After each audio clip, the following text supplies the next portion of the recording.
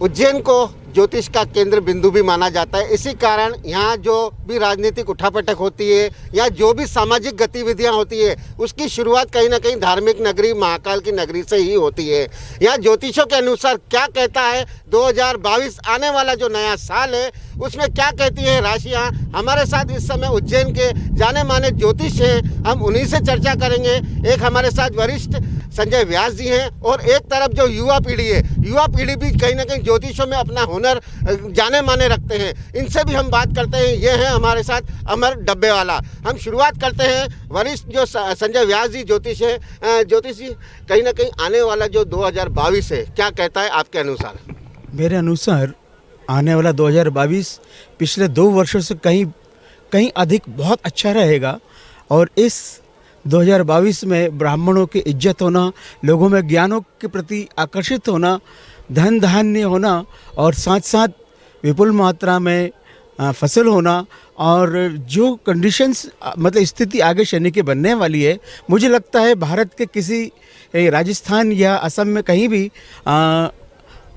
Petrol के तेल के भंडार मिलने की संभावनाएं मुझे नज़र आ रही है। बिल्कुल पेट्रोल की संभावना नज़र आ रही है, इनका यह कहना है। हमारे साथ इस समय अमर डब्बेवाला जी हैं। राशियाँ क्या कहती हैं 2022 में, किस किस प्रकार की राशियाँ रहती हैं, कितनी राशियाँ रहती हैं और कितना उपाय करना चाहिए? देखिए, मूल रूप से 12 राशियाँ बताई जाती है और 12 ही राशियों का स्वरूप, उनकी प्रकृति, उनके नियम धर्म सब अलग अलग है। चूँकि 12 ही राशियों का अपना अनुक्रम बनेगा। यदि वर्ष 2022 की हम बात करते हैं तो 2022 1 जनवरी को रात्रि 12:01 पर कन्या लग्न बनेगा और लग्न का अधिपति बुध शनि के साथ में मकर राशि में युतिकृत रहेंगे। यदि हम लग्न की बात करते हैं तो लग्न और त्रिकोण का केंद्र योग बनेगा। त्रिकोण केंद्र योग के साथ में शनि बुध की स्पेशलिटी आपको दिखाई देगी। वर्तमान में मकर राशि में शनि है और बुध भी इसी राशि में गोचरस्थ होंगे। मान्यता यह भी है कि इस प्रकार की स्थिति में यदि हम आधारित गणना की बात करते हैं तो एक बात पहले स्पष्ट करना चाहूँगा मैं कि 2022 1 जनवरी 2022 ये आंग्ल वर्ष की गणना का वर्ष माना जाता है। यदि हम भारतीय संस्कृति की बात करते हैं तो चैत्र शुक्ल प्रतिपदा की स्थिति बनती है। हम ये कहा जा सकता है हमारे द्वारा कि यदि आप ज्योतिष शास्त्र की बात करते हैं या भारतीय ज्योतिष शास्त्र में वर्ष 2022 की स्थिति क्या रहेगी, तो आंग्ल वर्ष के 12 माह बताए जाते हैं जनवरी से लेकर दिसंबर तक। जनवरी से लेकर के फरवरी का जो 2 महीने हैं वे थोड़े समझने वाले भी हैं, संभलने वाले भी हैं, सावधानी रखने वाले भी हैं, क्योंकि संक्रमण का जो मूल कारक है वो मकर राशि का पार्ट आता है। मकर राशि के पार्ट में वेस्टर्न जोन ज़्यादा इम्पेक्ट करता है। इसमें हम थोड़ी आगे बात करेंगे तो नॉर्थ वेस्ट भी कवर होता है। यही आप बात करते हैं ओमिक्रॉन की, तो हमने देखा कि अफ्रीका से स्टार्ट हुआ, यूरोप में गया, यूरोप से यूएस में आया, यूएस से इंडिया में आया और इंडिया में वर्तमान में 700 लोग ओमिक्रॉन से संक्रमित है। यदि हम ओमिक्रॉन की बात करते हैं तो ओमिक्रॉन के साथ में एक चीज़ और आती है कि यह फरवरी के माह तक इसकी स्थिति संक्रमण की बढ़ सकती है। इसलिए जनमान्य को, आम खास को विशेष तौर पर सावधानी रखनी होगी।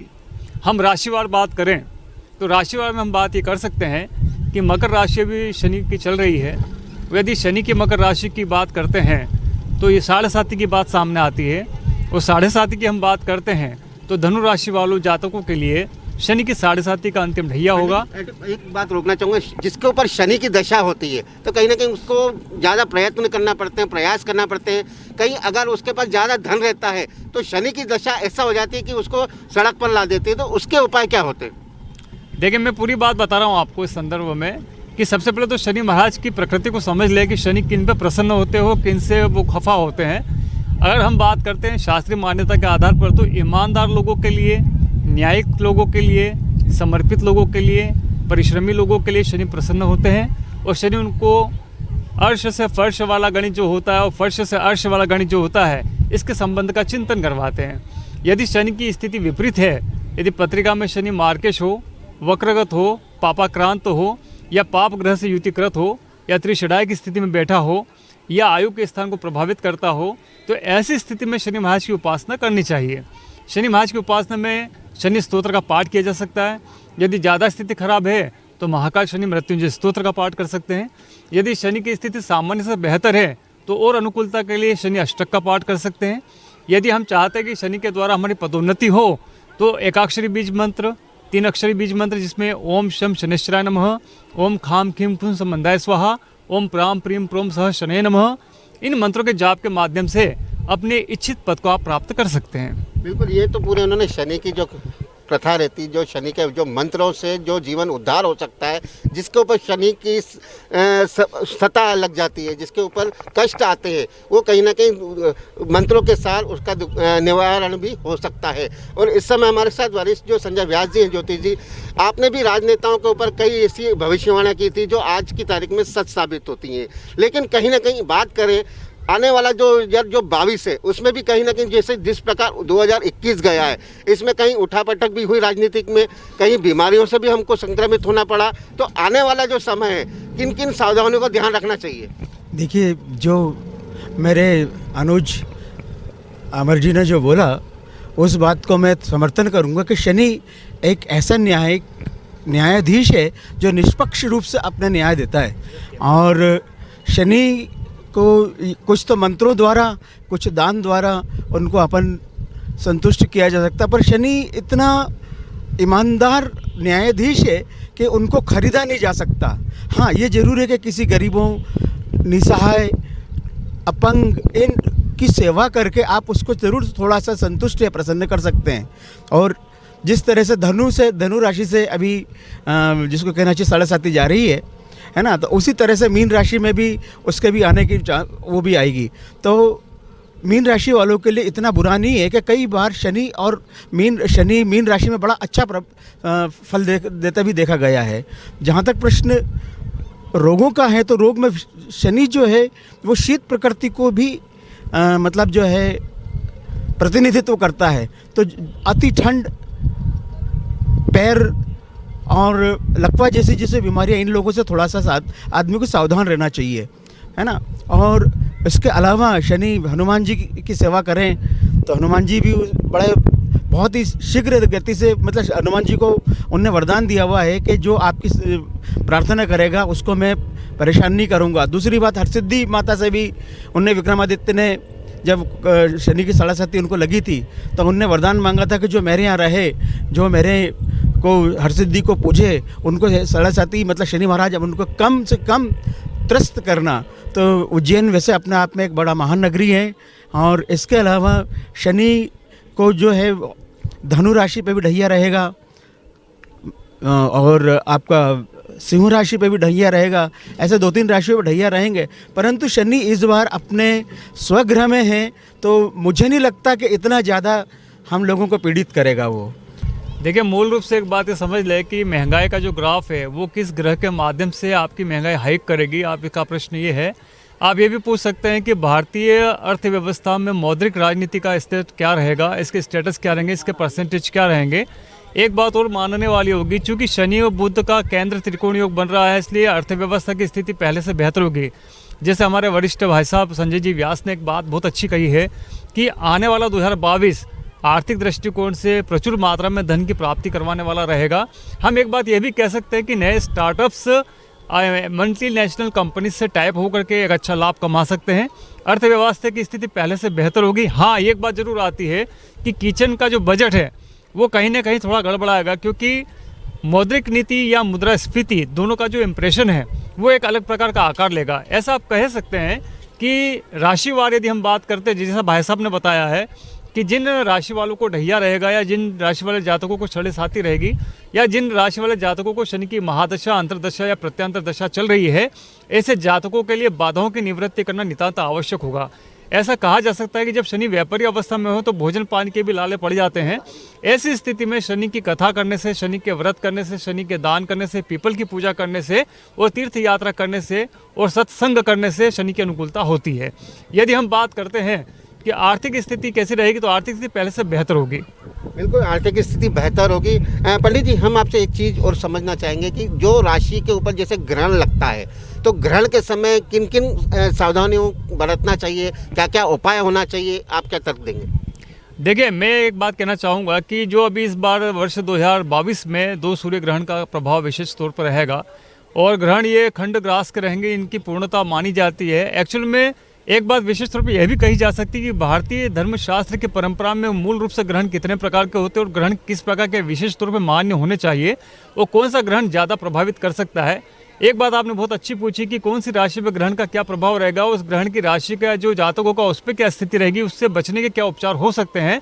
तो इस संबंध में एक बात कही जा सकती है कि राशि कोई सी भी हो, ग्रहण कोई सा भी, भले सूर्य ग्रहण हो या चंद्र ग्रहण हो, भारतीय धर्मशास्त्र एक बात कहता है कि जब भी सूर्य के ग्रहण की स्थिति बनती हो, चंद्र के ग्रहण की स्थिति बनती हो, तो जो उसका सूतक काल होता है, जिसको हम बोलते हैं वेद काल, वेद काल को सूतक काल कहा गया है। तो सूतक काल में सभी प्रकार की क्रियाओं को त्याग देना चाहिए, भगवत का भजन करना चाहिए, अंतर्मन में मंत्रों का जाप करनी चाहिए, गुरु मंत्र की माला करनी चाहिए, सत्संग पर ध्यान देना चाहिए, अपनी ध्यान साधना को तैयार करना चाहिए। ऐसी स्थिति में आप पर मंत्रों का कवच प्राप्त होता है, जिससे वर्ष पर्यंत आपको ग्रहण से संबंधित विकृति का प्रभाव लागू नहीं होता। बिल्कुल विकृति का लागू नहीं होता। हम आपसे समझना चाहेंगे, बिल्कुल बिल्कुल। आप 2022 की शुरुआत कहीं ना कहीं सूर्य देव को जल अर्पित करने से होती है, तो कितना उससे लाभ होता है, किस प्रकार उसको जल अर्पित करना चाहिए और क्या क्या दान करना चाहिए? सूर्य सभी ग्रहों का अधिपति है और सूर्य की आराधना तो मेरा ज़्यादा ख्याल है हर प्राणी को या हर जीव को करना चाहिए। और सुबह ही सुबह सूर्य उदय पे सूर्य के को जो अर्चन है, अर्घ देने से व्यक्ति को आत्मसंतुष्टि, आत्मबल मिलता है। और यदि नव वर्ष की शुरुआत है तो निश्चित है ये सभी लोगों के लिए बड़ा लाभप्रद सिद्ध होगा। तो मैं सभी से निवेदन करता हूँ कि सूर्य उदय के अरुण काल से ही लोगों ने सूर्य की आराधना करें, गायत्री मंत्र करें, आदित्य हृदय स्तोत्र का पाठ करें और दुर्गा सप्तशती करें, या जो भी अपने इष्ट देव हैं उनको मतलब याद करें, ज़्यादा अच्छा रहेगा। अब इनने जो ग्रहण की बात की, इनने अमर जी ने, मेरे छोटे ब्रदर ने एक कहना चाहिए कि सागर को एक गागर में भर दिया है। ग्रहण कब होता है? हम देखते हैं कि जब सूर्य, पृथ्वी व चंद्रमा एक पैरेलल स्थिति में होती है। तो इसी तरह से हमारा मन, शरीर और आत्मा जब तीनों एक पैरेलल स्थिति में होते हैं तो ये एक आध्यात्मिक दृष्टिकोण से भी और तांत्रिक दृष्टिकोण से भी सबसे महत्वपूर्ण क्षण होता है। ग्रहण को लोगों ने इतना ऐसा कहते हैं कि वो सूतक है या ये है, नहीं। 12 डिग्री के अंतर्गत जब आता है राहु और उनके बीच में या केतु के सूर्य चंद्रमा के बीच में ग्रहण का जो संभावनाएं नज़र आती है, पर 9 डिग्री के अंदर जो चंद्रमा की और इसकी स्थिति होती तो वेद काल होता है। और वेद का अर्थ ये होता है जिस तरह से एक धनुषधारी अपने तीर को किसी लक्ष्य को भेदता है और वो उसका निशाना बिल्कुल सटीक बैठने लगता है, उसको वेद बोलते हैं। तो मतलब अब जो है ग्रहण लगने वाला, उसकी निश्चितता को वेद कहा जाता है। और वेद काल को सूतक काल इसलिए माना जाता है कि तभी से ही लेके सूर्य जो भी ग्रहण है उसके अंत तक, इससे शुभ समय साधकों के लिए दूसरा हो नहीं सकता। बिल्कुल बिल्कुल साधकों के लिए नहीं हो सकता है। युवा वर्ग कहीं ना कहीं आजकल का जो युवा है वो राशियों को मानता नहीं है। वो अपनी जिस प्रकार से उनकी जीवन शैली रहती है उसके आधार पर निर्भर रहता है, क्योंकि बड़े बुजुर्ग कह गए हैं और उज्जैन एक धार्मिक नगरी भी है, ज्योतिष केंद्र भी माना जाता है। तो युवाओं को किस प्रकार ध्यान देना चाहिए? बहुत अच्छा प्रश्न किया है, आज की आवश्यकता के अनुसार प्रश्न था ये। रही बात युवाओं के संदर्भ के चिंतन की, तो सबसे मुख्य बात आती कि भारतीय सनातन धर्म परंपरा में ज्योतिष शास्त्र को समझने वाले लोग कम हैं। लेकिन फिर भी एक बात स्पष्ट होती है कि जो हिंदू धर्म को मानने वाले लोग हैं, जिनकी प्राचीन रहस्यों के बारे में रुचि है, वे आज भी इसको फॉलो करते हैं। यदि मैं आपको बात कहूँ युवाओं के संबंध की, तो अब जो स्थिति वर्तमान में बन रही है वह यह स्थिति है कि संपूर्ण विश्व में युवाओं का प्रतिशत भारतीय धर्म संस्कृति के प्रति बढ़ा है। इसका रुझान इतना सुंदर बढ़ा है कि वहाँ के युवाओं ने और यहाँ के समझदार युवाओं ने एक प्रकार से भारतीय दर्शन के अंतर्गत ज्योतिष, धर्म सभा, संसद से संबंधित और योग से संबंधित सभी विषयों पर अपनी बात को रखा है।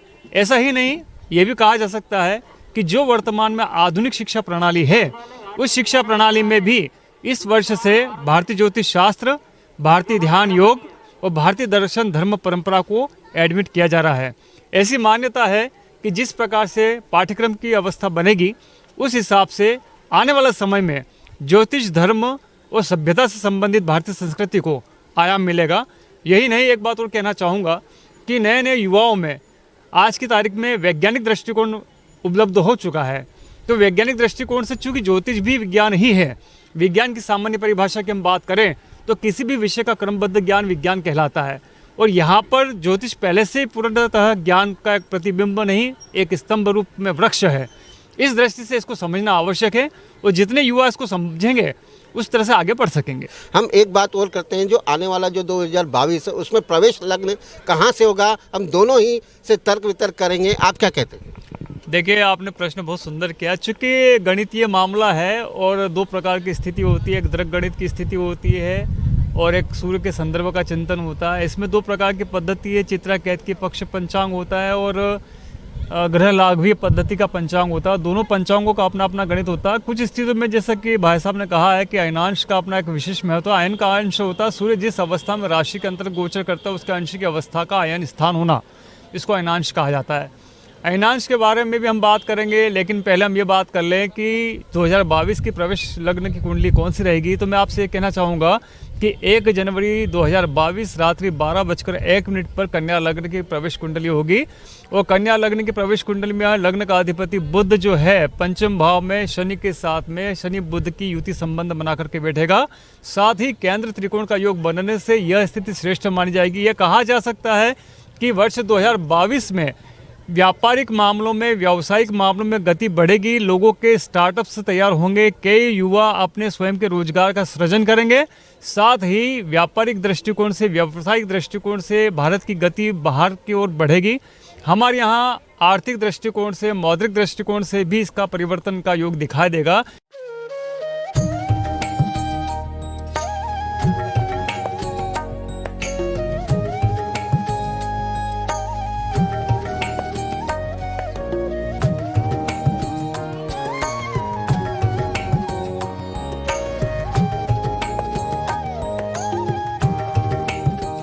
दो 2022 आने वाला, किस प्रकार राशियां होंगी, क्या कालगणना कहा जाता है, कैसे आप मानते हैं?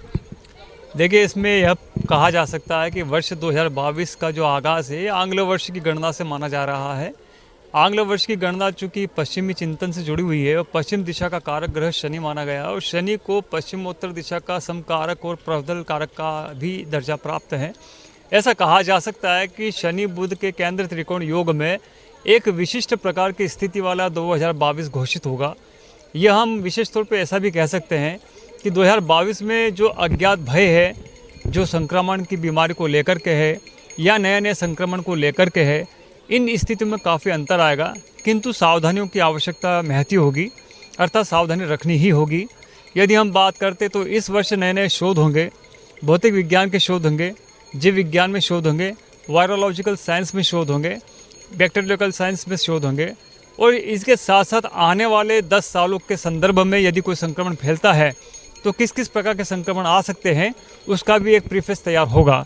हम एक बात कहना चाहते हैं कि चूँकि यह पश्चिम दिशा के कारकत्व वाला स्थान है, हम ये भी कह सकते हैं कि जिस स्थान पर हम खड़े हैं यह उज्जैन का 0 रेखांश को बिलोंग करता है। यह धर्म क्षेत्र है, ये रामघाट क्षेत्र है, यह शिप्रा तट है। यहाँ पर सूर्य देवता का अपना एक विशेष व्यवस्था है। यहाँ पर महाभारत से संबंधित कुछ बात पौराणिक मान्यता लिए हुए है।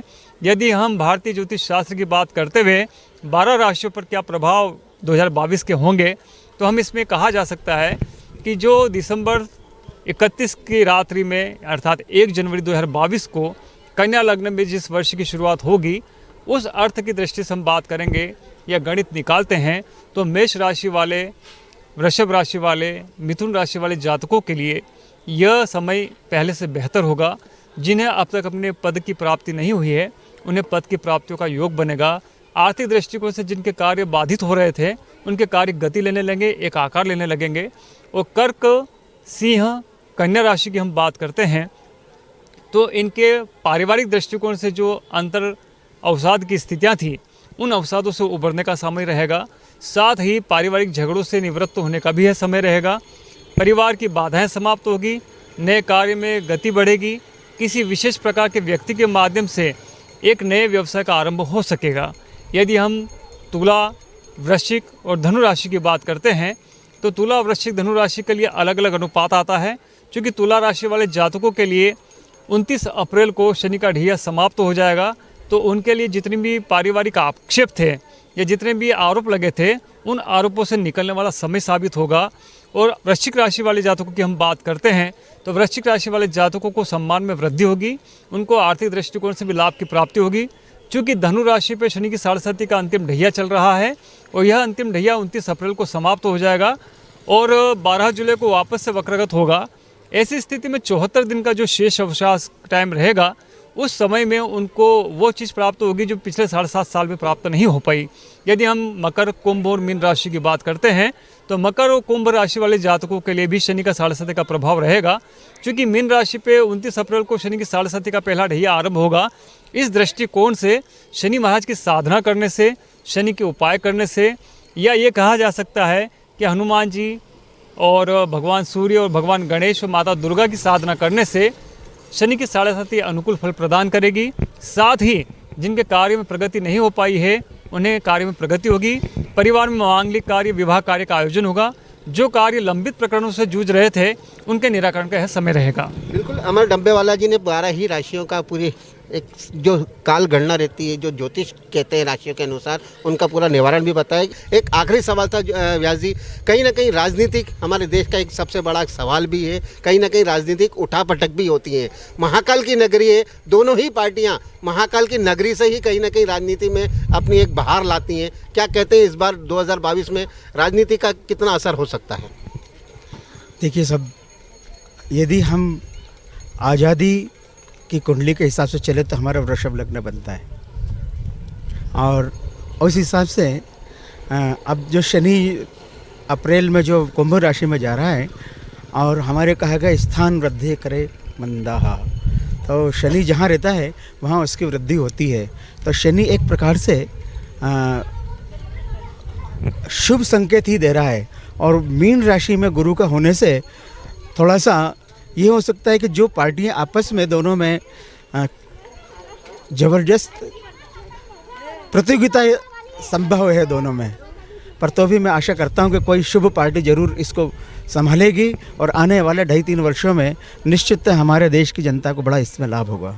शिव की नगरी है, शिव की नगरी के साथ 2022 का आगाज भी अच्छा हो, तो ऐसे कौन से जो मंत्र हैं, जो जाप है, जिससे करने से जनमानस का एक उद्धार हो? देखिए, बिना धर्म के तो गति ही नहीं है। धर्मो रक्षति रक्षितः, धर्म ही रक्षा करने वाली उपाय अवस्था होती है।